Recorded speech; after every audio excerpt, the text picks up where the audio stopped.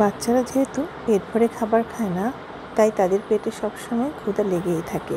তাই তাদের এই ছোটোখাটো ক্ষুধা দূর করার জন্য খুব সহজ একটি রেসিপি, যা ঝটপট তৈরি করে দেওয়া যায় আর বাচ্চারা খুব খুশিও হয় এবং পেট ভরে খেয়ে নেয়। তো চলুন দেখে নিন।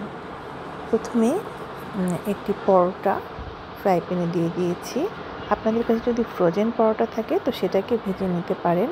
তারপরে একটা ডিম ফেটিয়ে নিয়েছি লবণ এবং গোলমরিচ দিয়ে।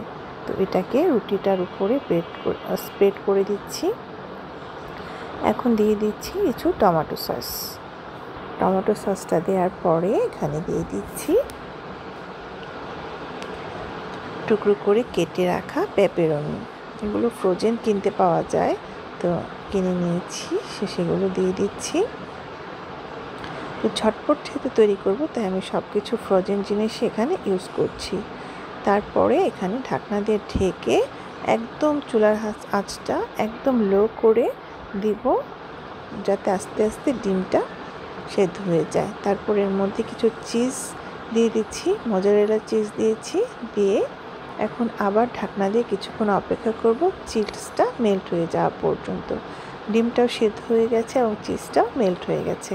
তো তৈরি হয়ে গেল আমার ঝটপট খুব সহজ মজাদার রুটি দিয়ে তৈরি পিৎজা। বাচ্চারা কিন্তু এটা খেতে খুবই পছন্দ করে, তো আপনিও বানিয়ে নিতে পারেন। ধন্যবাদ।